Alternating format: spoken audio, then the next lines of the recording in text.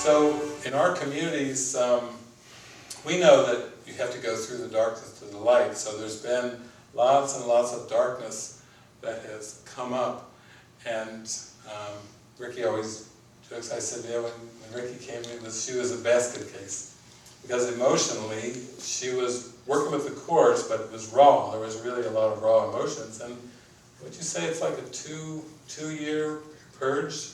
Yeah, it was definitely 2 years, and I've had about, I don't really need a mic, but with the speaker, yeah. So 2 years of just resisting everything, every moment of just, layers coming undone, and going through the darkness to get to the light, and just being totally disoriented, and not really knowing what was going on, like not understanding, and just kind of wanting it to be easy, wanting the world to be easy, instead of just saying all I want is God. And then as the things fall away, there's really nothing left. It's just a surrender, really, and I was fighting that surrender. So now I've been out on the road for a couple of months, and just shining and sharing, extending the love that I'm feeling, and also music is coming through, and it's just it's a lighter experience, and the darkness comes up still, but it's it doesn't feel like it's never going to end, and it's quicker. Yeah, it's quicker. Like this little boy, we went through this house, and this little boy asked, "What's your worst day of the week?" And Kirsten was like, "I don't have bad days anymore." And I said,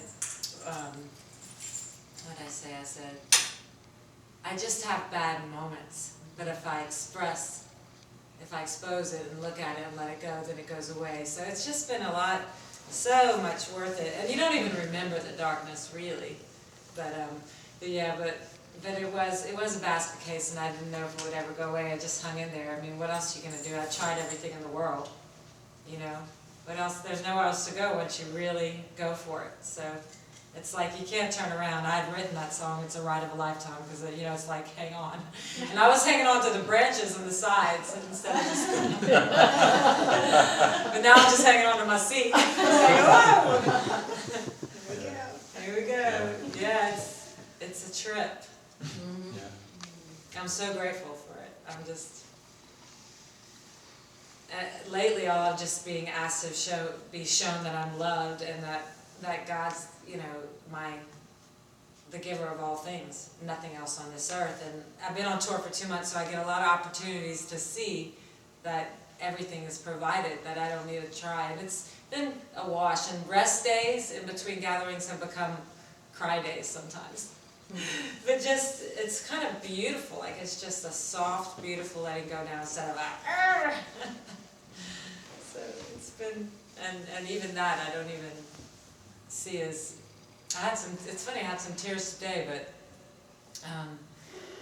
it's just, all I can remember is this whole tour has been such a gift, and like I could do this forever. Like I don't ever want to be off the tour.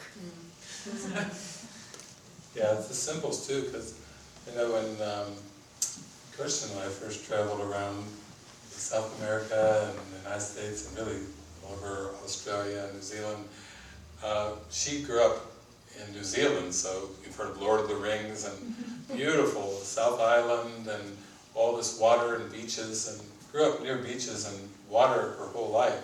And so when we traveled, the Spirit just gently provided water scenes wherever we would go, rivers, streams, oceans, just lots and lots of water. It was almost like, oh, thank you for your willingness to go shine the light. And even when we still have, we'll say, preferences in terms of this world, the Spirit knows our heart and reaches us in such a way to bring it to us without us seeking for it. It's different than when you're like working hard and trying to generate these things. And sometimes when we get in that strive mode, we have to work hard, long, and sometimes it eludes our grasp. And then these kind of, I was heard the story today with Ricki about the dove soap. The Holy Spirit is dove. Before she was leaving, she was telling Kirsten about, I want to take some dove soap along in my luggage. At least six. At least 6 packs of dove soap. And what did Kirsten say? I said, you just watch. Everywhere we go, there'll be dove soap. And there was, every house we went to, it was like the host opened a new box. And Mary Scott Sue has the boxes all over the house. I was like, oh my God. No. Yeah. It is, because the Spirit just wants to show us, like you give your life over as a miracle worker, and He just wants to pour so much love down on us. You know, but it's like we have to be in alignment and have to keep saying, show me, to even notice what's being provided. Because often we don't even notice. We're so busy trying to do it ourselves and working hard to get what we think we need. And it's like having blinders on, and the Spirit's just right there, just constantly offering so much love and support. So that's like a big part of the journey, is actually opening up to asking, you know, what would you do for me? What would you have me do to serve you? Knowing that that's actually my freedom and my happiness. Rather than, okay, well, I'll handle this first and then I'll give you 5 minutes.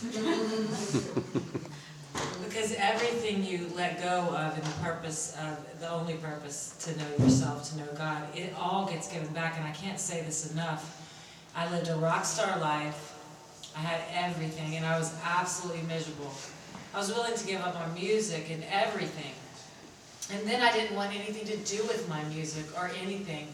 It's almost like, you know, I want it all, and then I shut down. Now I don't want any of it.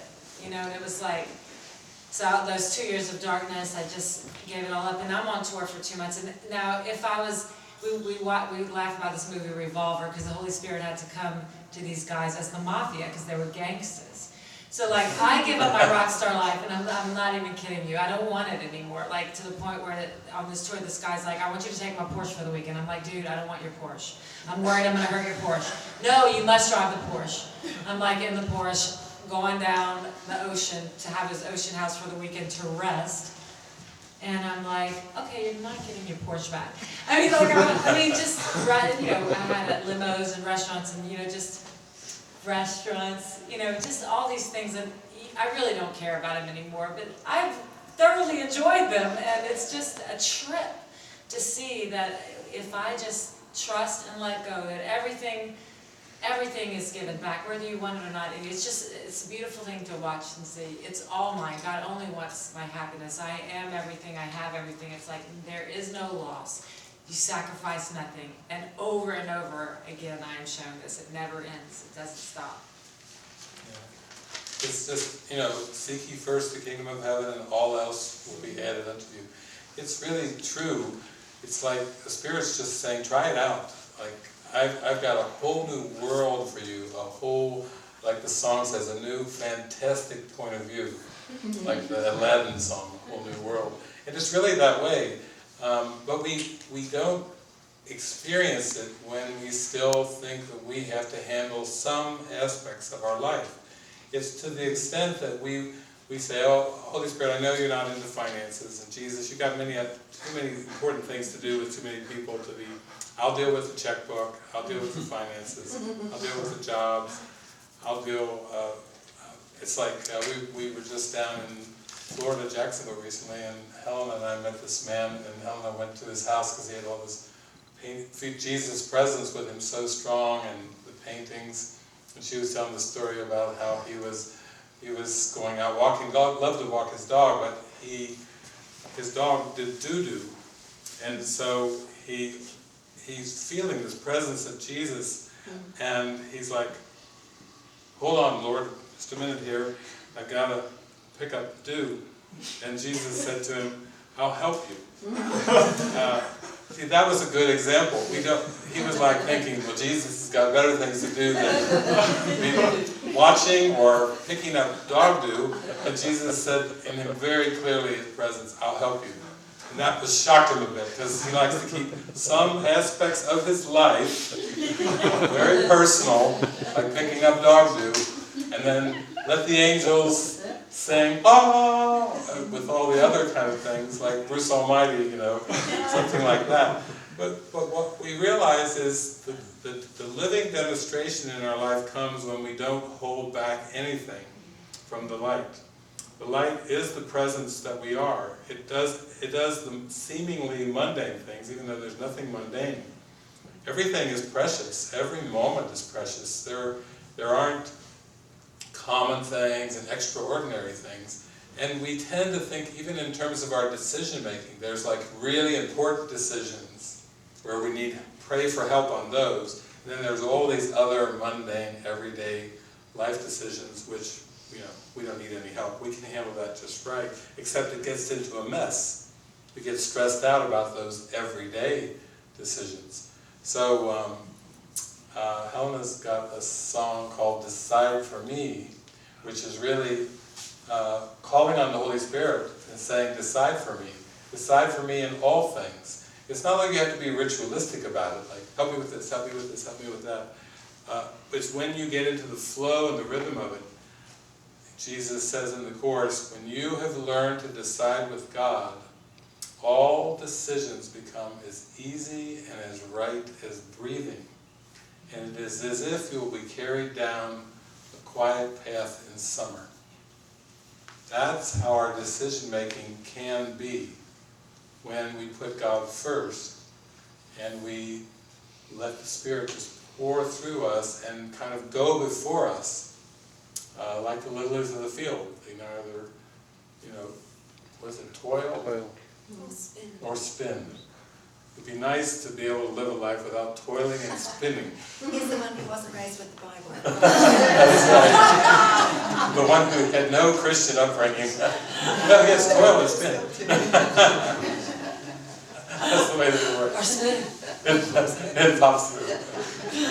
But that's the beauty of it, where you don't have to give conscious effort for it. It's more like opening up. When you clear your mind of the darkness, you could go on, we could say, Holy Spirit autopilot, and experience a joyful day. Every day, that's God's will for us, is happiness and joy. Not sometimes, not part of the times, but all the time.